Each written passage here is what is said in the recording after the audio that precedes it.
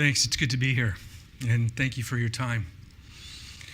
I understand that typically experts occupy this stage, and they've written books, and they come to share with you their knowledge.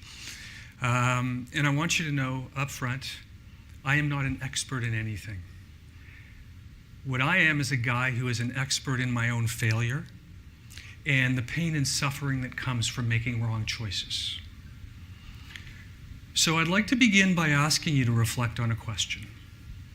If you had the opportunity to make $50 million in an insider trading transaction and you were guaranteed not to get caught, would you do it?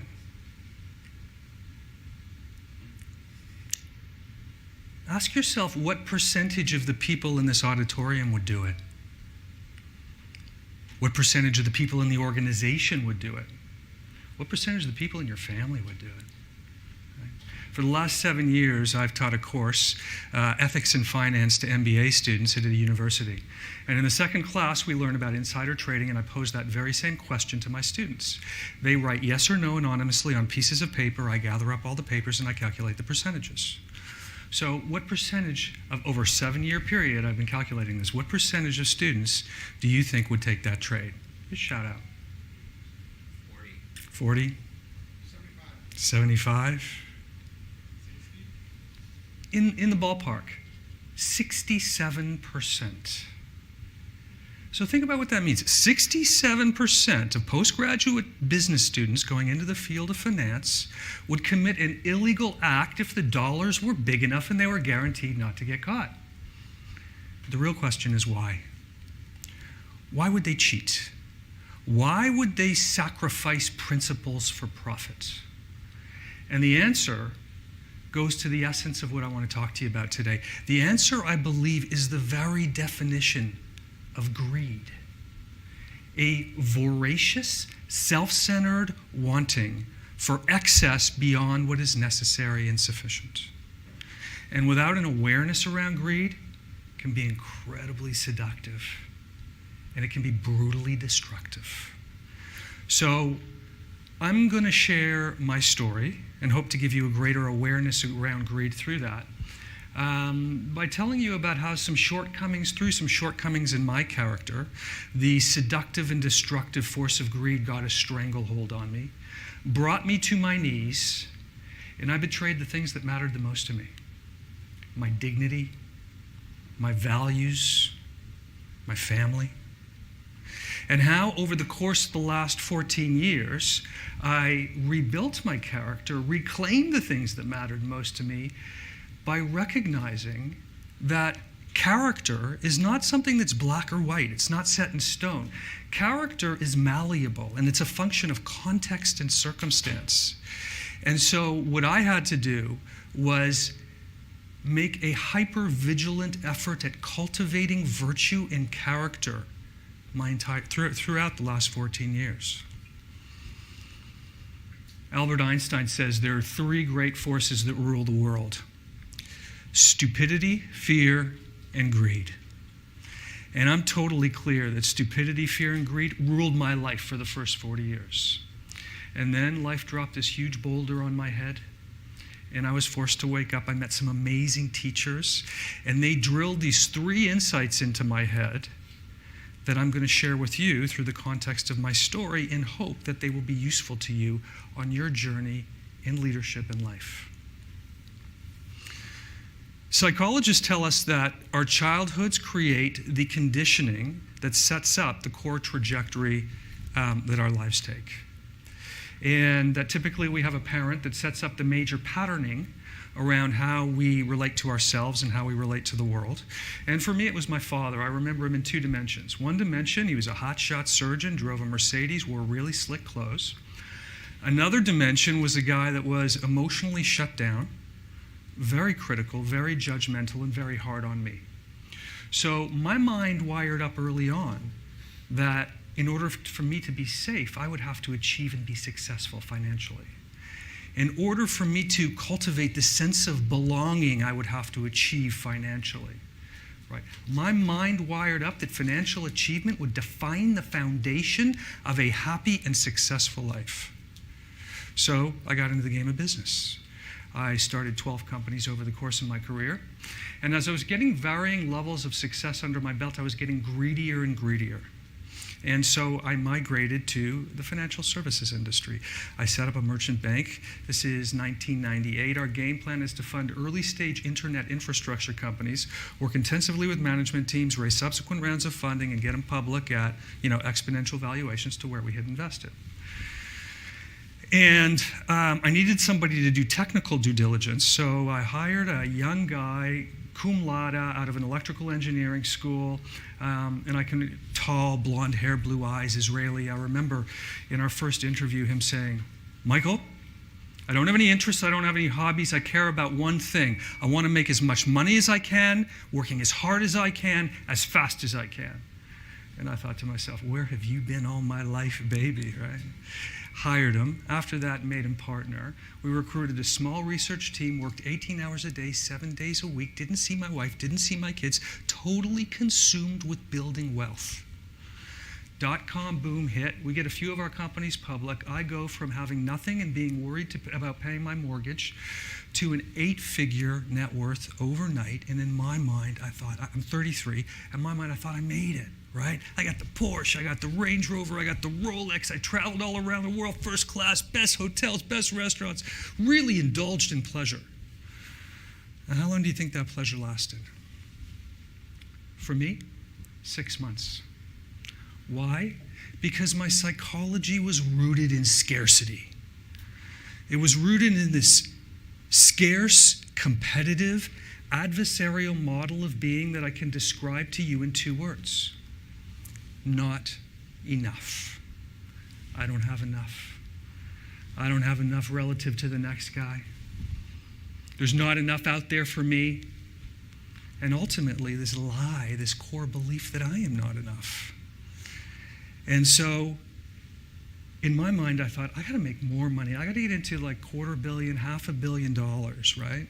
And so I thought that what you do with this core belief of not enough is you fill it up with more. Does that work? Can you fill up a core belief of not enough with more? Can you solve an internal problem with an external solution? In my mind, I thought I could. So I set up a retail investment management company. And it was a very crowded space, so we needed a highly differentiated product. We set up this product that was like a bond, where your principal was guaranteed, except instead of interest as your return, we linked returns to a basket of heavy hitter hedge funds out in New York City, because at the time, this is 2002, 2003, hedge funds are a very hot and sexy asset class. And we designed this product called the Banknote Trust. And we go out into the marketplace. And again, 18 hours a day, 7 days a week. My poor wife, kids didn't see me. It was about how do I get to that next level, right? And this product started taking off. We're raising 20 million, then 40 million a quarter, then 50, then 100 million a quarter. And so I needed capital in order to fund the business because it's really taking off and demand is heavy. So I started looking for capital, and I'm in my office, and my partner comes into my office, and he says, "Michael, I'm about to deploy $200 million, and I just got off the phone with our guaranteeing bank. And they said because we're buying in such volume, we can get a 15% volume discount." I said, "That's fantastic. Do our investors get disadvantaged?" He said, "No, they still get exactly what we promised them, but because we're buying wholesale, we get that beefy margin." And we looked at each other and we said, that's $30 million free dollars that we didn't anticipate.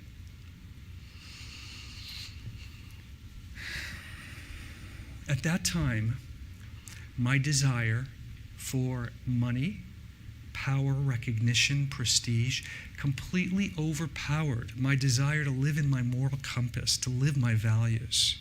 Right? To buy wholesale and sell retail is fine. You can do it in any business. You can even do it in the financial services industry as long as you disclose. And we made a conscious choice not to disclose, because we thought if we put this into our disclosure material, our investors would find out, our competitors would find out, they'd think we were getting a free ride off our investors' back, which we were, and we wouldn't have been able to sell as much. So what we did was we set up an elaborate offshore structure to hide what we were doing. We went to a big fancy law firm and bought a legal opinion that said everything that we were doing was legal. that we thought would protect us and window dress what was in effect a highly unethical and dishonest move. Right? And onward we went. 100 million a quarter, 150 million a quarter, 200 million a quarter. We were raising more money than banks and mutual funds. I had a high-power executive team that reported to me. I had offices around the country, and I was salivating about this exit at $500 million that I thought we were going to get. And I was often intoxicated with the notion of success and power. One day I'm at the gym doing my workout, and I get a call, and I never got a call. I always worked out from 12 to 2. Nobody ever called me from 12 to 2. I got a call. I picked up the phone. It was my partner.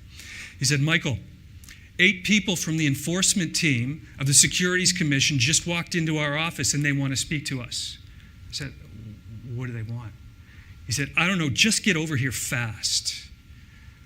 The walk from the gym to my office was the longest walk of my life. My stomach is churning, my heart is pounding, my mind is catastrophizing. What if, we get charged? What if this gets in the paper? What if I lose my company? Right? I get to the elevator bank, I ride up the elevator. I stand outside the boardroom, I take a deep breath.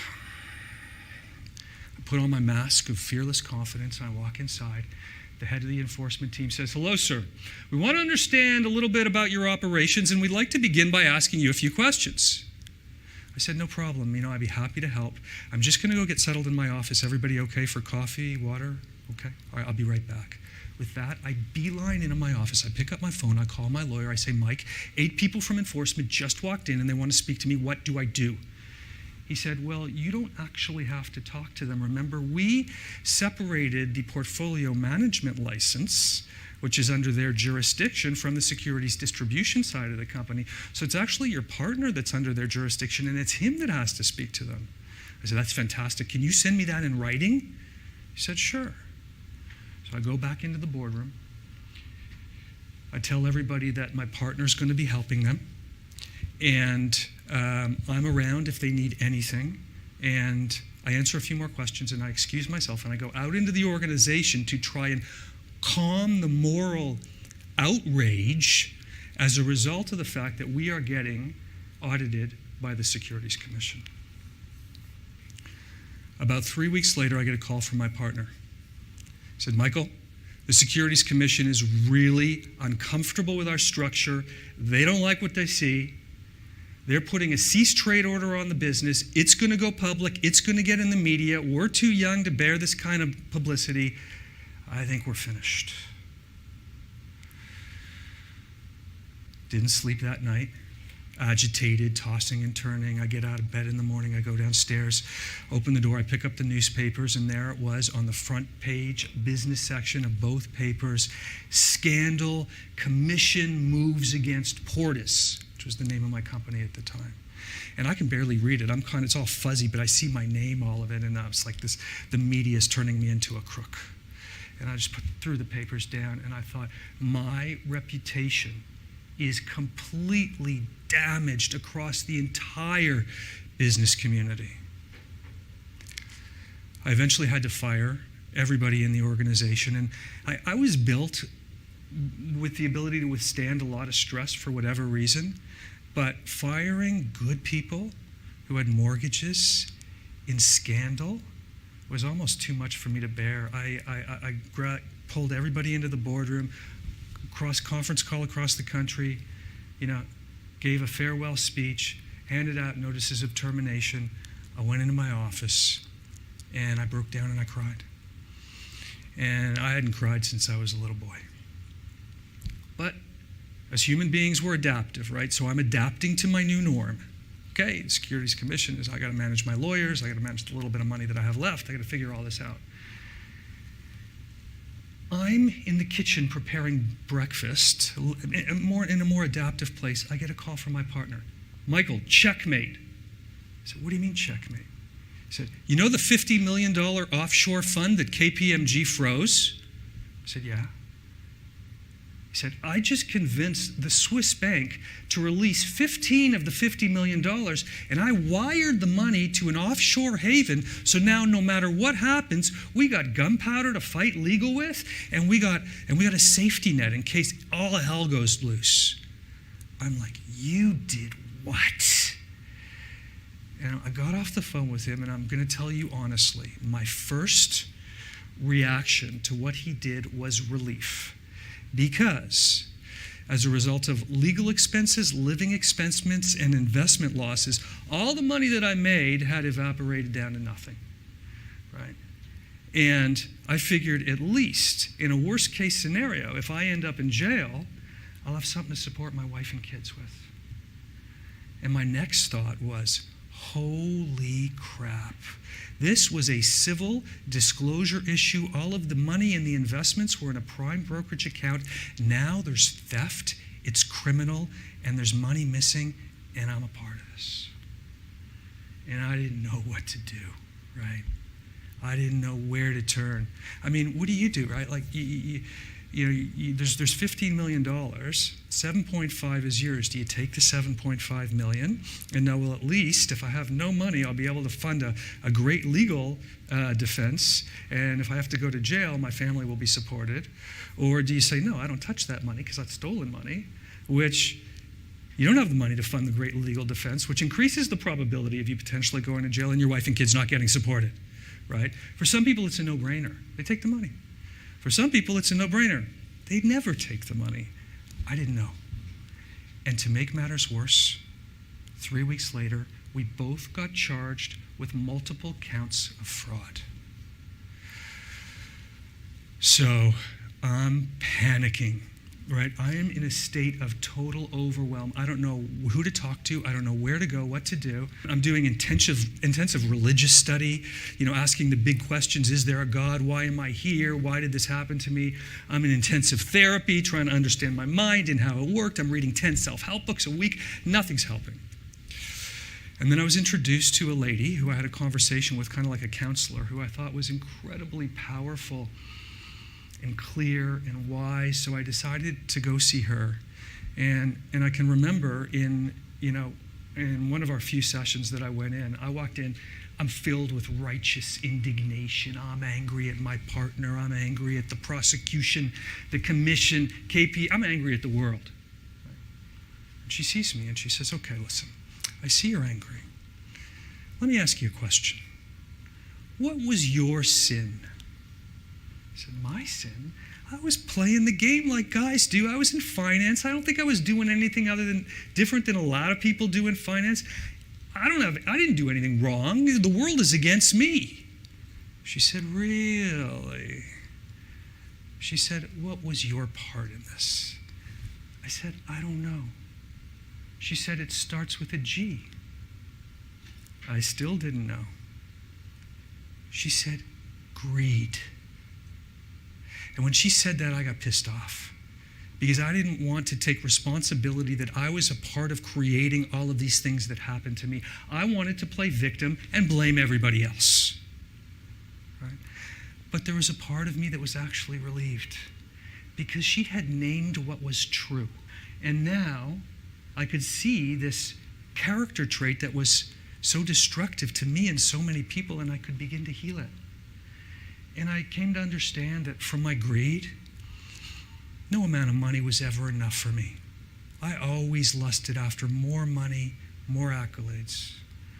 And from my greed, I didn't care about my clients. I didn't care about my investors. I cared about myself, my ego, and my pocketbook. That's the thump the ego makes. And from my greed, I was deceptive and manipulative in using part of my investors' money to finance the growth of my business. And she said, this is good. You're getting honest with yourself. I said, it doesn't feel good. She said, well, here's what I want you to do next. I want you to go tell some people. Who do you want me to tell this to? Start with your mother. Tell your wife. Tell your friends. Tell your brother. Tell your sister. So I went out and I said, I was dishonest in business. I was playing a big game. I'm in big trouble.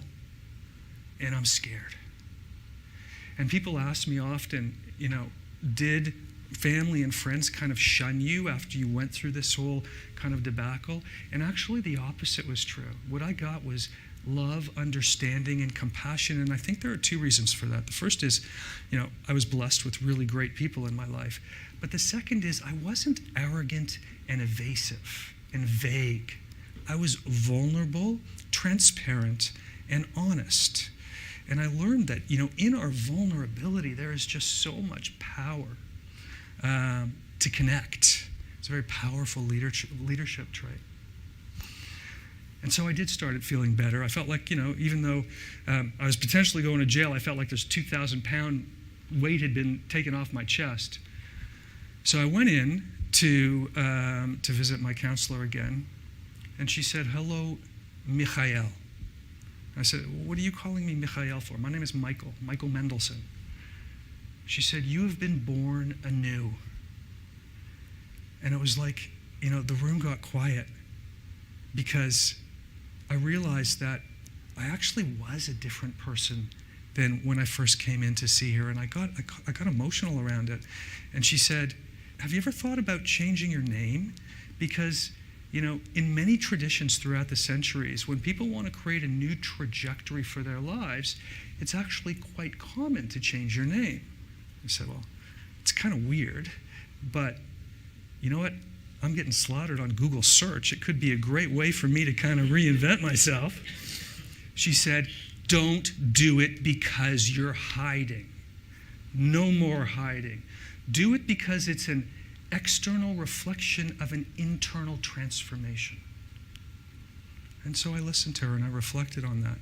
And then, without a second's notice, just like a punch in between the eyes, she goes, "Now, how about these criminal prosecution hearings?" I said, "Well, what do you mean? They're kind of ongoing." She goes, "Well, look, you've gotten honest with yourself. You've gotten honest with your friends and family. Do you want to get honest with them too?" I said, "What? Tell them that I was greedy, selfish, and dishonest?" She goes, "How about telling them the situation, the conditions, what happened, your involvement?" I said, "If I do that, I may end up in jail."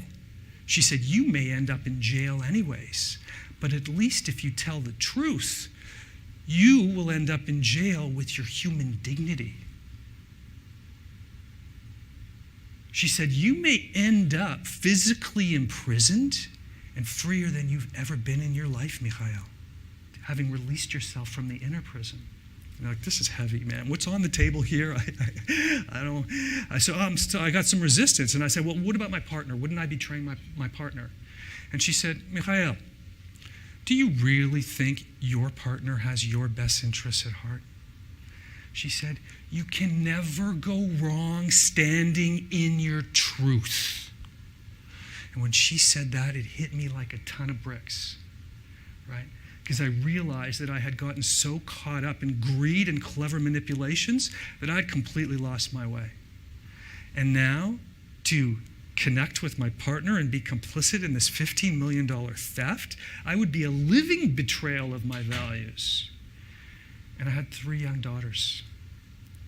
And how can I look these little girls in the eyes and be the man I want to be and say, you got to be honest in life in order to be happy, if I'm conniving in order to get, my piece of the $15 million? So I made the decision there and then. I said, my life from this point on has got to be about truth and honor. And that choice was a 180-degree shift from my worldview. Right? As a boy who couldn't trust his father, I trusted no one. Life is a zero-sum game. Kill or be killed. Survival of the fittest. Always think 5 steps ahead. Always be the smartest guy in the room. And if you're not working hard enough. Right? Identity construct. And now, I'm looking at going to jail. I lost all my money. I don't know for how long I'll be there. I don't know how my wife and kids are going to be supported. And I just had to surrender all of that. I had to let go, and I had to trust. I had to trust that if I do the right thing's going to happen. I had to trust that life's got our back, that it's friendly, right? I had to trust life. And that was the first lesson that I learned, was to let go and to trust. And so my next step after that was to pick up the phone and call my partner and ask him to give back the money so that we could be honest and work this out. And unfortunately, he hadn't had the spiritual transformation that I had, and he was like, no effing way. They destroy my business, they destroy my reputation, this is all, whatever.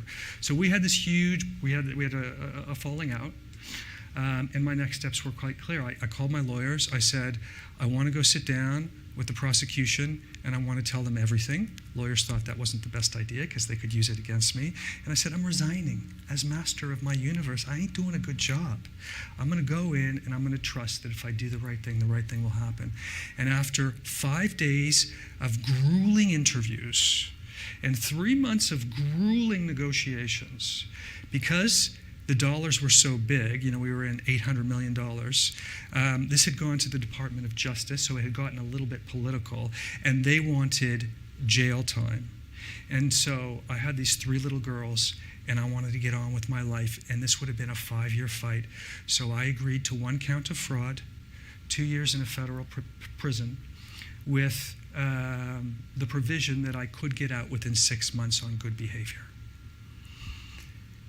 The choice to go to prison was horrendous, right? The choice to put my personal safety at risk in the face of violence was horrendous. Right?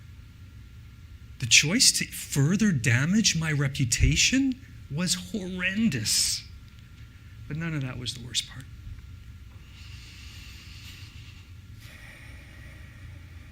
The worst part was the Friday night before I went in.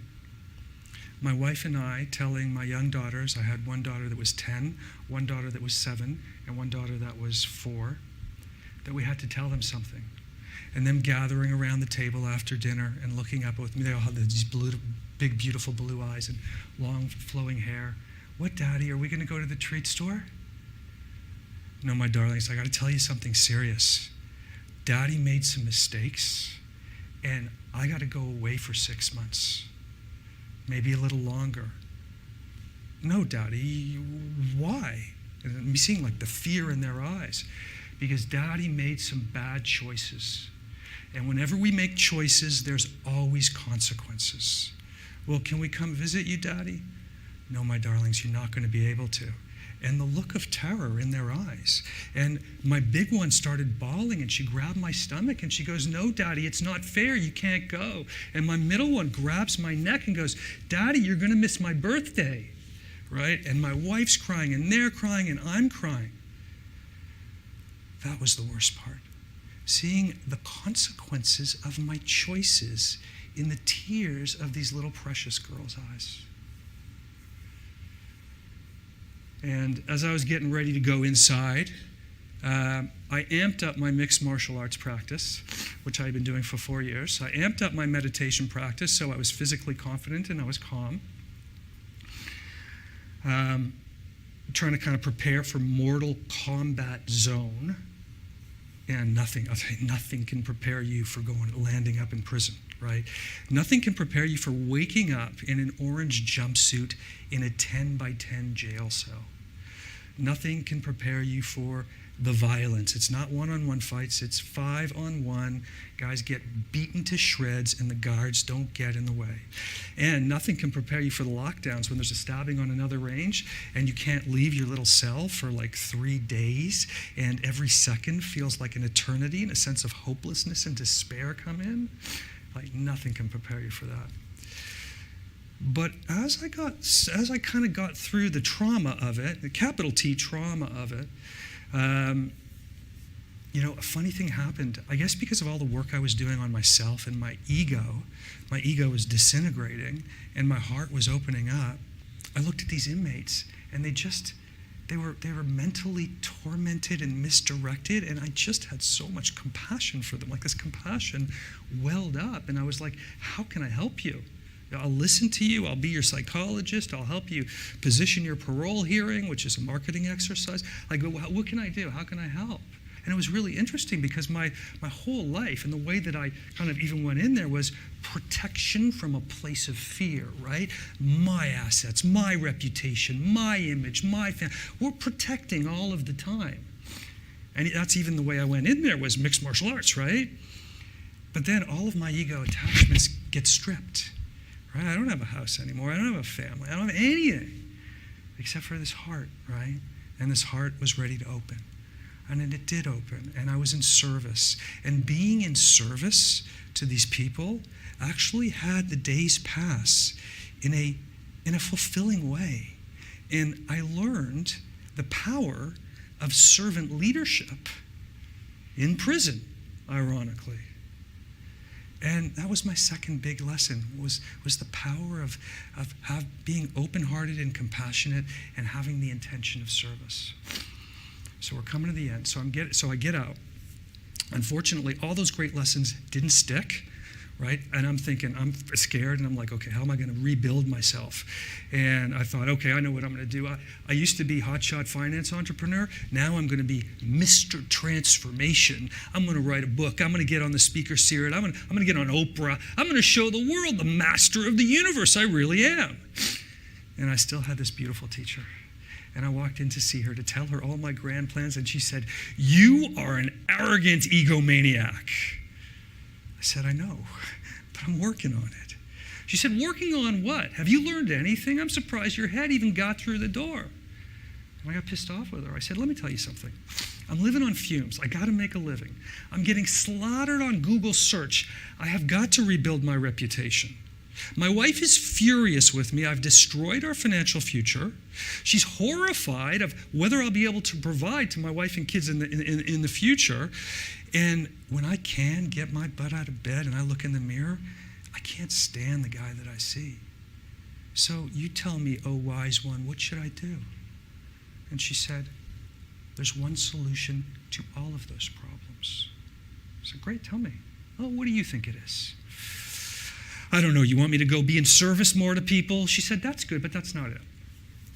You want me to go apologize and kind of reconstruct the debt? That's good too, but that's not it." I said, "I don't know." She said, "It starts with an H." I said, "I still don't know." She said, "Humility, Mikael. You must understand the nature of humility. It is where all of your power is." And when she said that, it was like every cell in my body just relaxed, because now I could stop all of the cleverness and manipulation trying to cover up that sense of inadequacy that the boy inside was still feeling. Right? Now I could stop trying so hard to be somebody I wasn't. Right? And I learned that humility lives on this continuum. Yes, on one side you have ego and arrogance and pride. And on the other side, you have low self-esteem, feelings of unworthiness, feelings of inadequacy, right? Which we all have at time to time. And so I learned that I came from that insecure, inadequate place based on my childhood, and I pulled myself into error. I'm going to build $1 billion fund. Then I went back into low self-esteem. Then I could shift myself back into pride and ego, right? And I learned that humility is this divine middle ground, where we're not better than anybody and we're not worse than anybody. You've got nothing to be proud of, and you've got nothing to be ashamed of. Right? Humility is acceptance of what is. It is service from a place of compassion. Humility is the master key that unlocks the bondage of ego. Because if you're not better than anybody and you're not worse than anybody, and you got nothing to be ashamed of and you got nothing to be proud of, what do you have? What's available to you? Everything, right? Possibility. But without that, we often toggle back and forth in our own inner prisons. She went on to tell me that my problem was that I look at situations, circumstances, and events to use them to fill myself up. And she said, you got to flip that on its head. You need a transformation to a service-oriented consciousness. You got to look inside and say, what do I have? What are my gifts and talents that I can use to be in service to other people. She said, what'd you learn in prison? I said, I learned to serve. She said, take that service into your life, into all of your life. Give up the desire for the fancy this and the fancy that and the house and the suits and the cars and the towers of Babel, and just be simple. Peace and fulfillment live in simplicity. Simple, focus, heart. That is your essence. Let that essence be your guide. So I finally started to have some of that wisdom sink into my skull. And, as a result of a lot of hard work and good fortune, I say through no virtue of my own, I still have my marriage. We're going to be celebrating our 25th anniversary in May. I try to show up for my kids and be a loving presence for them. And, one's in university, one's going to university, so they seem to be no high-risk behavior. They seem to be okay. In my job, I work with leaders and leadership teams, helping them grow through challenge and change, grow through transformation like I went through, so that they can be more effective and fulfilled in their daily lives. And I offered to tell my story to students, right? I wanted to go out to students and tell them so that they don't make these same mistakes. And after one guest lecture, I got hired on faculty to a major university to teach ethics and finance to an MBA program, which is the prison to professor in 5 years, right? Miracles, like total. I didn't architect a recovery and a career rehabilitation. What all I did was I stayed steadfast in my practice to serve with an open heart, right? My life unfolded beautifully and organically when I redefined success as an act of continuously working on myself and being in service to other people. 14 years, and it seems to have worked. And I'll tell you, I still shift back. I have this alter ego I call Slick Mickey, where I want to do deals, want to make money, all of these things.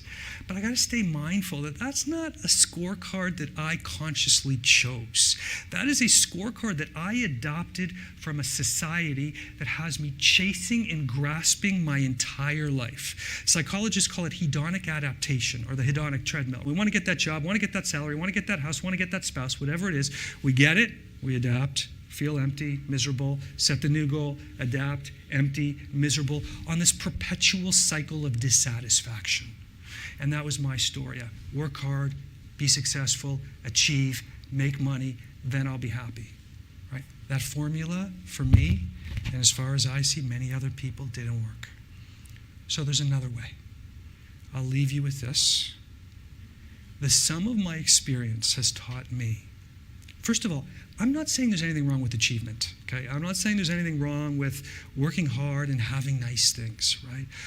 What I'm saying is if we make that our sole focus, achievement and material things, we set ourselves up to be vulnerable to those three great forces that rule the world: stupidity, fear, and greed. And at best, we can feel empty at the end of our lives. So what I'm saying is if we recalibrate that focus and put some of our energy and intention into developing who we are as a people, right? Cultivating virtues.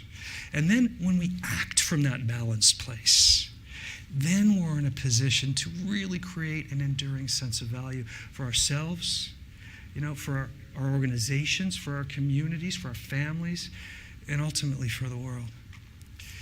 And so if any of this resonates with you, my invitation is to take a little bit of today and just reflect. How focused are you on achievement? And how focused are you on cultivating virtue?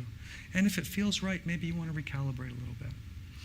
And with that, I thank you so much for giving me your time and allowing me to come here and serve you. Thank you.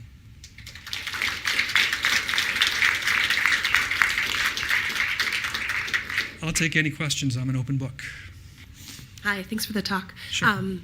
What are your tactics or strategies in your day-to-day when you feel yourself slipping back to, what was it, Slick Mickey? Slick Mickey. Get yourself back to the middle. Yeah.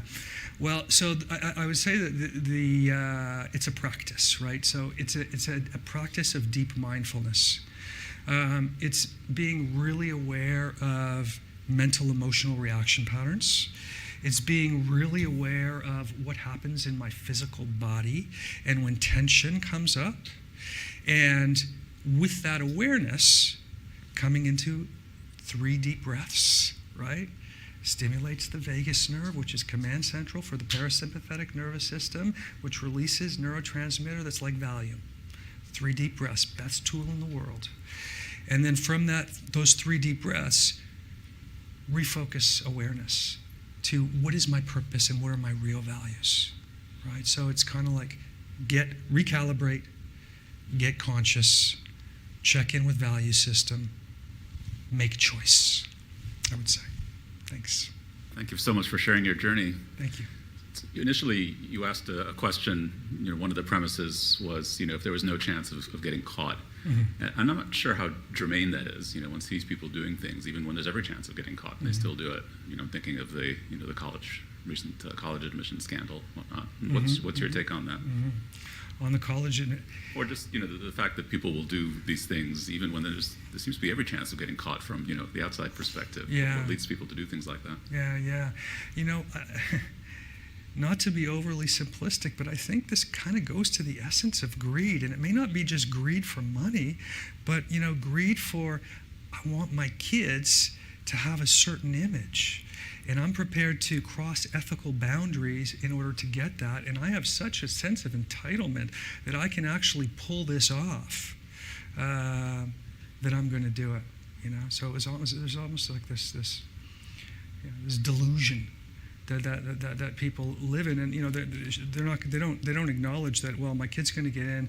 Maybe they're not going to be the brightest student, and maybe they're going to fail out, or even when they graduate, then what? Right? And what are the ramifications of, making them think that they have a level of capability that they don't really have? And what does that do to their mental health down the line, right? So I would say, it's still a derivative of that voracious, self-centered wanting without really thinking about, hey, what are the consequences of these choices? Thank you. Hi, so thanks again for being here. You mentioned at the beginning that you believe character is malleable, and I agree. I think that people can really change.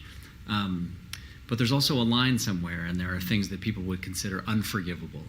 And it sounds like you were able to receive forgiveness from the people closest to you. But I wonder how you think about that line, and if there were others who refused to forgive you, and sort of how you think about that. Yeah, thank you. Thank you for that question. I'll tell you, the biggest challenge for me was forgiving myself, right? Once I could come into a deeper place of self-forgiveness, because we're not talking about a 2 out of 10 on mistakes, right? It's like a pretty serious mistake. Once I could get to that self-forgiveness place, what other people thought mattered less and less. When I didn't forgive myself, there was some self-loathing in there, right? Like, dude, you're how could you do, all of that stuff. When other people didn't forgive me or had a negative opinion of me, like it really hurt, it would kind of go to the gut.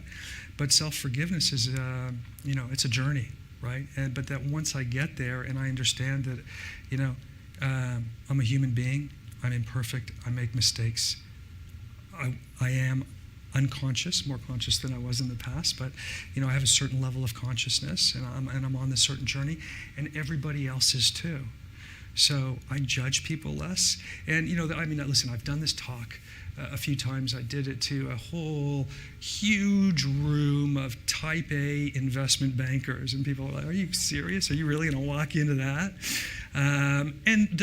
They were actually great, but there were people that said, "No, yeah, this guy's still a crook. Yeah, people don't change, right?" I saw that more as him projecting his own issues and his own sense of guilt on me, and I just say, you know what, you can have your opinion because I know the truth, right? Every day, yeah, I made some mistakes, but look, we get up in the morning, we look ourselves in the mirror, we say, was I the best husband, son, friend, employee? Was I the best I can be, right? That's all we can do. So thank you for your question. I appreciate it. Yeah. So my question is about how do you see people having their aha moment if they don't have a low like you had? I mean, yours was pretty, pretty impactful in your life. So if that hadn't happened to you, if you hadn't gotten caught, do you think you would have eventually come to this conclusion? And for people who, want to sort of have this level of enlightenment, how do they come to that conclusion if they don't have like a rock bottom that they hit? Yeah, thank you for that. Yeah. Well, hopefully they can learn from numbskulls like me. Which is why, I'll do this talk anywhere, anytime, don't have to pay. Like, I just want to help people so that they can, because there are people that do have transformation after I tell this story, depending on where they are, in their particular life journey. My theory, and this is a bit of a spiritual theory, is that life gives us warnings. And it's up to us to be sensitive to some of the nuances, and I've heard the analogy that sometimes life will drop a feather on our shoulder, and if we don't acknowledge the feather, it turns into a pebble, a rock, a bigger rock. Apparently I had such a thick skull, I got the boulder. But I think that there are signs. And I believe that everybody's got this journey in life, and there's lessons that they have to learn. And in some ways, it's almost like a flower doesn't blossom in nature until all of the conditions surrounding it are just right. I think human transformation works in that same way. Like we can water the soil, we can nurture, we can do all of these things, but there's a certain mystery as there is in nature, and until that sort of unfolding is ready to happen, it can't happen. Well, thank you very much for having me. All the best.